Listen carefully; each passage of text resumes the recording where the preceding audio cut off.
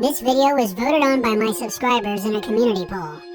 So if you want in on choosing what the next video on this channel will be sure to hit subscribe with notifications turned on. I'll be having another poll next week to decide what the next countdown will be. Oh my. Let me dust off the cobwebs on my mic and get this done. Alrighty folks, I know, I'm extremely late putting out this video. But since I'm your Uncle Unit, I'm going to assume that I'm instantly forgiven. So about a year ago I put out a video recommending 6 underrated slasher films. I sort of put that video together just for fun, just to put my horror film interests into a little countdown video. I was certainly not expecting that video to crack 100,000 views, or the overwhelmingly positive reception that it received. That video single-handedly put this channel on the map, and inspired me to make more countdown videos that have also been well received. I'm not WatchMojo.com, and I don't pick my films according to popular opinion. I'm just a dude who loves watching horror films, and whose video editing skills are apparently stuck in 2009. They say that your YouTube audience is like a knife. They'll either stick with you, or in you. So, thank you everyone for not sticking it in me. So let's keep the slasher film tradition and make a sequel that will not live up to the original and will be poorly received by anybody who watches it. I really hope that's just a joke.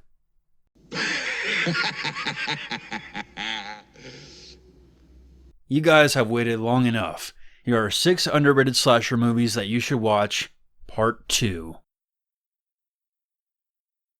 Number 6. Slaughter High. Slaughter High is a 1986 slasher film written and directed by George Dugdale, and stars the lovely Caroline Munro. A group of high school students prank an outcast named Marty Ranson by luring him into the women's locker room under false pretenses. They trick Marty into undressing in one of the bathroom stalls, and as he steps out, the group is waiting on the other side with cameras and a fire extinguisher. The school's coach eventually intervenes and puts a stop to the prank, and then disciplines the group for acting out of order. Oh, Carrie! I might be coming down with the coronavirus or something. My gosh. Later on, one of the group named Skip decides to get even by contaminating Marty's science project. He adds a chemical compound which would later cause an explosive reaction. As Marty tries to put out the flames, a bottle of nitric acid falls off the shelf and crashes onto the table, dousing Marty, permanently disfiguring him. 10 years later, the group meets up at their old high school for a reunion. However, they discover that the school is abandoned and is in a state of ruin. Suspiciously, they were the only ones invited to this high school reunion. They decide to make the best of it and throw a party in the abandoned school. Unbeknownst to them, a mysterious man in a jester mask is lurking in the shadows and begins to pick off the group one by one. This movie is pure, unmitigated 1980s slasher in all of its cheesy glory. I was surprised that the kills in this movie are actually pretty brutal. 1986 was long before the days of CGI, so everything you see is done by utilizing practical effects. The subpar acting and lack of originality isn't really worth bringing up at this point, because I kind of expected that going into this movie, and it's not something that's going to ruin my enjoyment. Slaughter High is a really fun throwback slasher with all the expected tropes. If you're in the mood to watch some old school horror movies, put this one on if you've never seen it. I promise you'll get a kick out of it. They don't make them like this anymore. Number 5.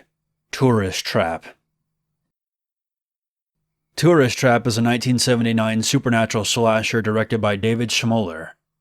A group of teenagers who are looking for 2 of their missing friends get stranded after their jeep breaks down outside of a tourist trap called Slausen's Lost Oasis. They soon meet Mr. Slausen, the owner of the resort. Mr. Slausen comes off as a friendly guy and offers to help out with their broken down jeep, and insists that the group accompany him to his house to grab some tools. Mr. Slausen lives in a museum of creepy animated waxwork figures. He explains that he once ran this museum with his now deceased wife, and ever since the local expressway relocated, his museum hardly ever receives visitors. Behind the museum is a mysterious old house. When asked about the house, Mr. Slausen clams up, as if he has something to hide. As the evening goes on, a stranger donning a mannequin mask stalk and hunt down the group. This movie is essentially what you get when you combine House of Wax with Psycho and throw in a dash of Texas Chainsaw Massacre. I happen to love those three movies, and found that this film fused together those elements quite nicely. Tourist Trap does borrow a lot from horror films that came before it, but it has a very gritty atmosphere, suspenseful moments, and disturbing imagery. It's a gem lost to time. If you haven't seen it, definitely check out Tourist Trap. It's a well-made, decent picture that surfaced just before the slasher craze of the 1980s, and it deserves to be appreciated. Number 4. Offerings. Written, produced, and directed by Christopher Reynolds, Offerings was released on home video in 1989. We are introduced to a boy named John Radley, whose childhood is not exactly ideal, abandoned by his father, abused by his mother, and relentlessly bullied by the neighborhood kids. Only a girl named Gretchen has ever treated him with any kindness. One day, John is dared into performing a balancing act over a dried-up well by some of the neighborhood kids. He agrees because Gretchen is among the group and wants to impress her. However, something goes horribly wrong, and John ends up plummeting down the well. The ordeal leaves him in a comatose-like state, and he is admitted to a state mental hospital, where he remains for over a decade. One night, John awakens from his coma and escapes his confinement. He makes his way back to his old neighborhood, seeking revenge on all of his childhood tormentors. Upon watching this movie, a huge smile spread across my face, because it was very obvious that this production was heavily inspired by John Carpenter's Halloween, not only with its story and cinematography, but with its soundtrack as well.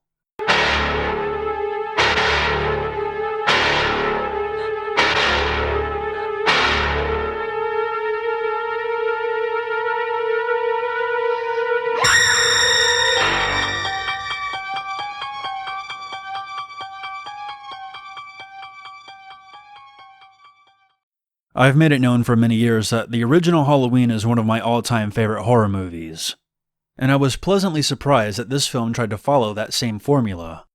I know that to some horror fans this movie is going to be classified as a rip-off, but come on, most slasher films are rip-offs. This movie does pay tribute to Halloween, but it still has its own story, and I was thoroughly entertained and overall satisfied with how this movie played out. If you feel like you've watched Halloween one too many times, try tracking this movie down. Sometimes it's just fun to see a production that was inspired by an iconic classic from a lesser-known filmmaker. Number 3. Maniac Cop. Maniac Cop was released in 1988 and was directed by William Lustig. In the streets of New York City, a deranged man wearing a police uniform is brutally murdering innocent civilians. The NYPD is unwilling to entertain the possibility that the perpetrator is one of their own, despite the insistence of Detective Frank McCree, who strongly believes that the killer is connected to law enforcement. McCree leaks information to the press, resulting in rising tensions between the city's population and the police force, as word gets out that anyone dressed like a cop could be the killer. The murders are pinned on a young cop named Jack Forrest, played by the iconic Bruce Campbell. Forrest, with his girlfriend and fellow officer Teresa Mallory, set out not only to prove Jack's innocence, but to discover the true identity of the maniac cop before he strikes again. Up until a few years ago, I had never heard of this movie. Around 2016, I went through a Mortal Kombat craze, and eventually discovered a free PC game called Terrordrome. It's basically a Mortal Kombat-type fighting game where you can play as various well-known boogeymen from horror films like Michael Myers and Jason Voorhees. There was one character that I did not recognize, and that character was the Maniac Cop. So I took it upon myself to correct that, and that's how I discovered this movie. When I first watched this movie, I was blown away by how freaking awesome it is. Maniac Cop deserves to be ranked up there with the Nightmare on Elm Street and the Friday the 13th movies. I know that's a bold statement, but I honestly think this movie is that good. It has a great cast, great story, very well executed kill scenes, and even an action sequence towards the end. And that's more than you can say about other slasher movies that came out around the same time. Don't pass up giving this underrated classic at least one viewing. Number 2. Final Exam. Final Exam was written and directed by Jimmy Houston and was released in the summer of 1981. During midterms at a small college in North Carolina, a madman is targeting college students, hunting them down and killing them during the night hours. And that's pretty much all I can say about this movie's plot. It's mostly college students doing college-related stuff as an unknown psychopath starts killing students at random, for seemingly no reason at all. It's a very simple but effective premise. A fun fact about this movie is that it served as one of the inspirations for Wes Craven's 1996 classic, Scream. There's the usual college tomfoolery, cheating on tests, partying, pranks. There's even this one elaborate prank at the beginning of this movie that crosses the line on a lot of levels. I'm not going to spoil it for you. All I'll say is that you would be in some deep shit if you ever pulled something like that nowadays. 1981 saw the release of many slasher films, and sadly this movie is overshadowed by the more popular titles in the genre. However, if you're looking for a genuine early 1980s slasher film that hits all the marks, Final Exam is definitely worth a watch. Number 1. Stage Fright. Stage Fright is a 1987 slasher film directed by Michael Soavi. A troupe of stage actors are vigorously rehearsing for an upcoming play. During the rehearsal, the show's leading actress Alicia sprains her ankle. Not wanting to tell the director about it, she and the wardrobe mistress Betty sneak out of the theater to the nearest medical facility, which happens to be the local psych ward. During their visit, a mentally deranged patient named Irving Wallace, a former actor who has killed 16 people, manages to break free of his restraints. The two women eventually leave the hospital, having no idea the escaped patient is hiding in their back seat, and they bring him right to the theater. In an ironic twist, the play's director makes some last-minute changes to one of the characters in the play.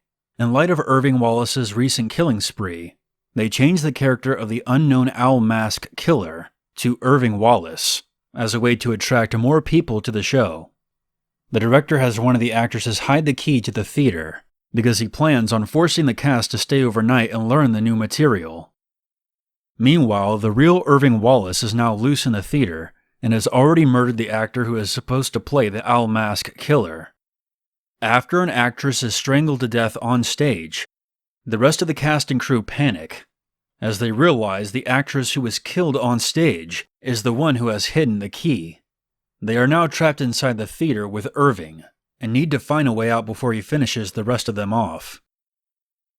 This is a by-the-number slasher, but I did find myself drawn in by the movie's elusive atmosphere and how its plot unfolded. I also have to mention that this picture is an Italian production, so you do have your fair share of blood and gore, but it never becomes a gratuitous splatterfest. If you've seen your fair share of slasher films, you can pretty much gauge how this movie is going to play out. The satisfaction comes from its execution. There are some slashers that fall flat, and there are ones that succeed, and Stage Fright is definitely part of the latter. Well guys, that's the end of the video. Have you seen any of these films before? If so, leave a comment down below and let me know your thoughts. You can also suggest more titles because, let's be honest here, you guys are definitely going to want a part 3, and I'm more than happy to accommodate. And hopefully you don't have to wait another 2 months for that to happen. I do have a few more videos in the works for this channel, so be sure to stick around and subscribe for more horror-related content. Until next time, I'm your Uncle Unit, and I'll see you in the next video. You don't smile very much.